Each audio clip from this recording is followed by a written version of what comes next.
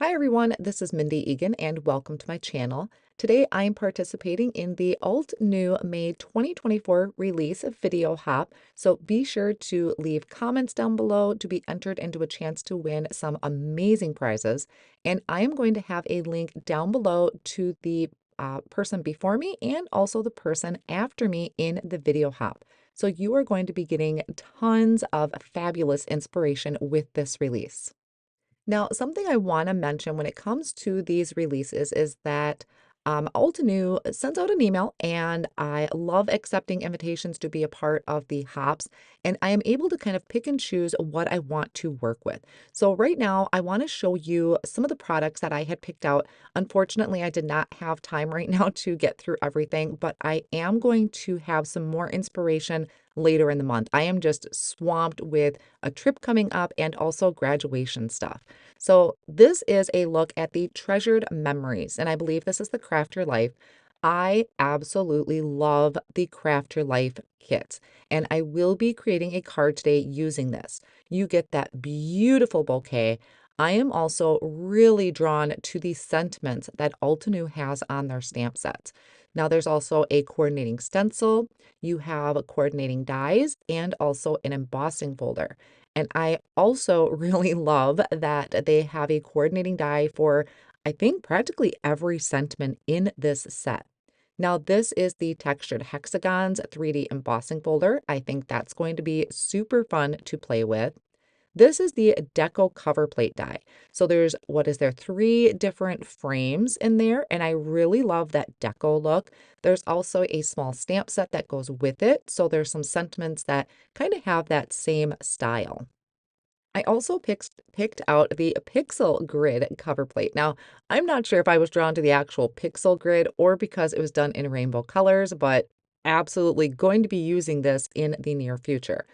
Altenew also works with some better press plates in collaboration with Spellbinders, and this is the Gilded Marble. I think this is going to look amazing foiled because you can use your press plates to do hot foiling with the glimmer system. And then we have the stencil art, and this is Charming Delight. So it is a stencil to create that bouquet. You also have, or you can get the coordinating die to die cut out that bouquet and the stenciled word hugs. You know, I love my stencils, so absolutely on my to-do list. You can see why I picked out these items I did because I absolutely love all of these items and can't wait to create with the rest of them. Altenew also provides inspiration guides with their stencils, stamps, anything like that. So inside of each one, you get some ideas on where to start, and I find that super, super helpful. I'm just kind of laying out my stencils right now to get a look at how many different layers would go with each one, but I am going to be focusing on the treasured memories because that bouquet just stole my heart, and the sentiments on here are so heartfelt and touching. And again, here is some inspiration guide. I think that blue and orange combo is gorgeous. That's on my to-do list to try at some point. So the first thing I'm going to do is stamp this large bouquet. So I cut out a piece of white cardstock that is 5.5 by 5.5, and I'm placing that into my stamp wheel. So I'm going to pick that up with the cover plate of the stamp wheel, and then I want to condition this set or this image because it is a brand new stamp. I haven't used it yet. So typically I'll just rub my hand over it or use an embossing ink to kind of just prep that.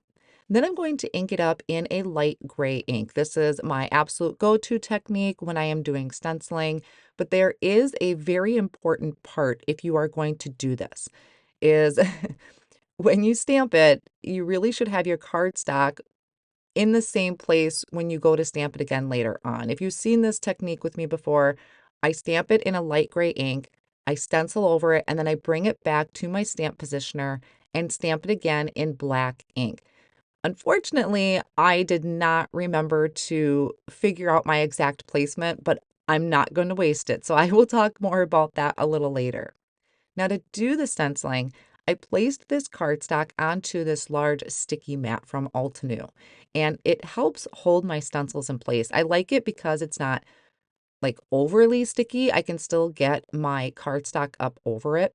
And these are the colors that I'm going to be using today. So I will have these collections linked below. And my thought in this is I really wanted to create um it was maybe periwinkle kind of color, but I wanted to have a blue undertone and then add in some purples. On the Altenew stencils, you will typically get two different layers on one stencil sheet. So they really make use of their stencils. Even though there seems to be a lot of them, they are really using as much space on those stencils as they can. So the first section of the flower, I started out with a light blue ink. This is actually the second lightest ink in that collection. And then I came in with the second lightest purple. So that is how I did that first open layer of the flowers. I'm going to shift the stencil and line it up, and this is going to fill in the other open areas of the stencil. So like I said, if you follow me, you know I absolutely love coloring in my flowers with stencils. I do love coloring with alcohol markers, which you could certainly do with this image, but I love layering up my inks. If you have seen my previous videos, which I can link down below, is that I do love to layer up different colors to create new shades. Now this one, I shifted that stencil up, so I'm getting the fine details of those petals, and I came in with the next darkest color out of each of those two ink collections.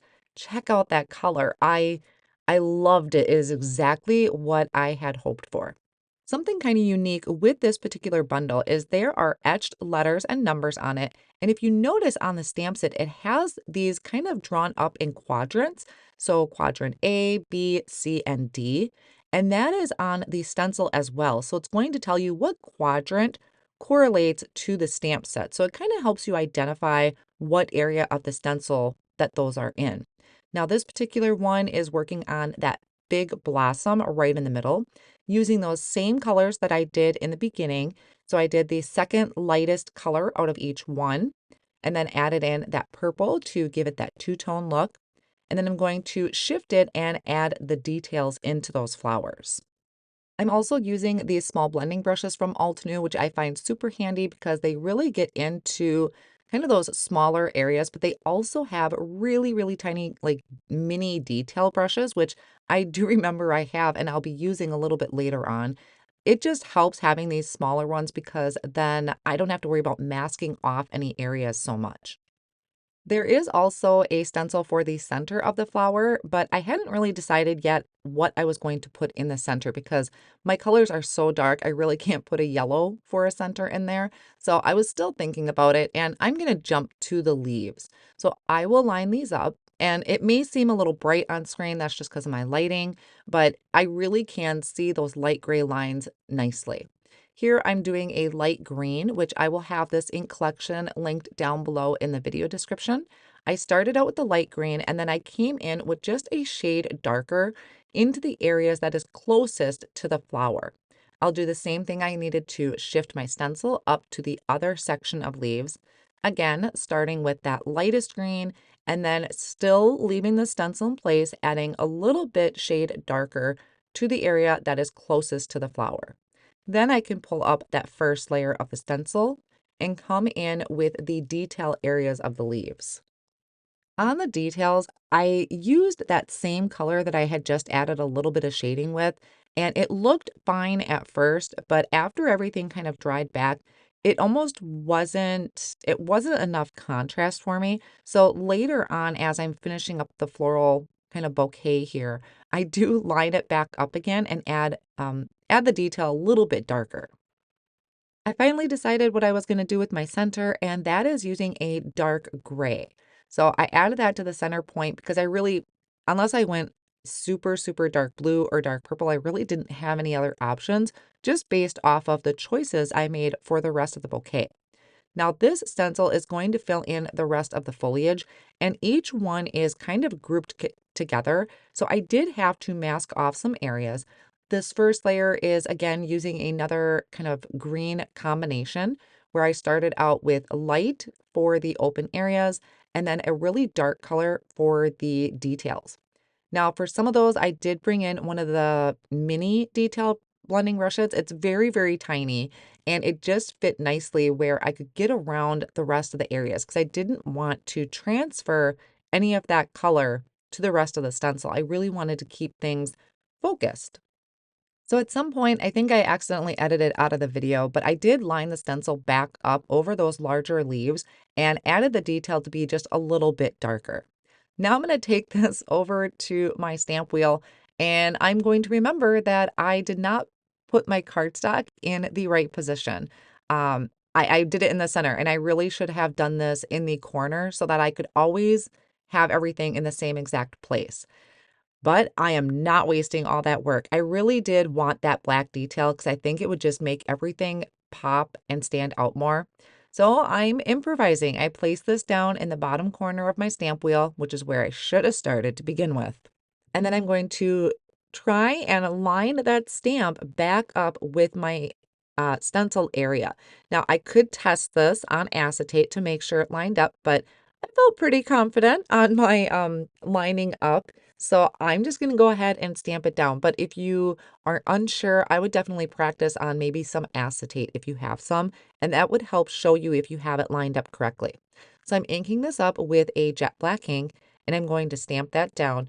I am off just a smidge in one area, but I am okay with it. I don't know if anybody else would actually notice it if I didn't tell them.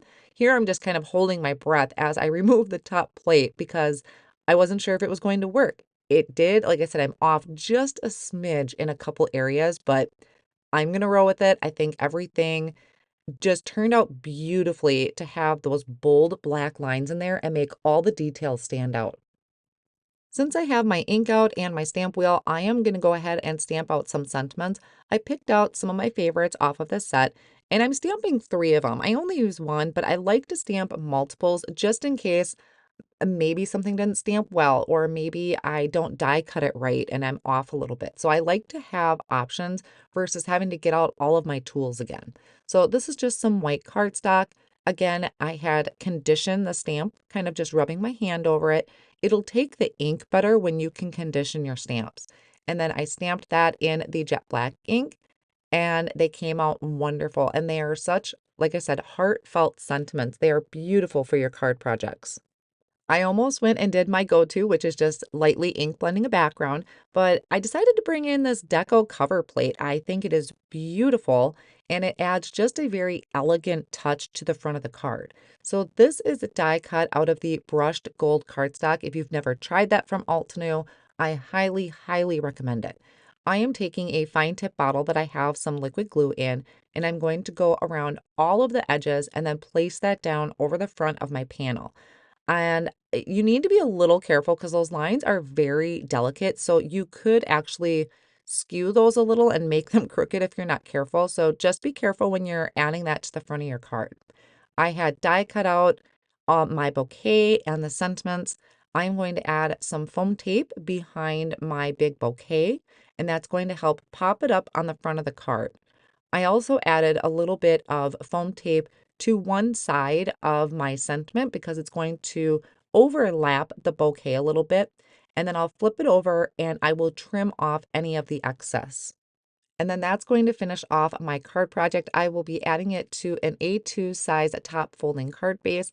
I love this color combination. I think it turned out exactly as I had envisioned it. So again, be sure to leave a comment, subscribe to the YouTube channels to be entered to win the giveaways that Altenew is posting. Check out their video and also the next video in the hop, which I will have linked down below. Thank you all so much for joining me today, and I'll see you again real soon.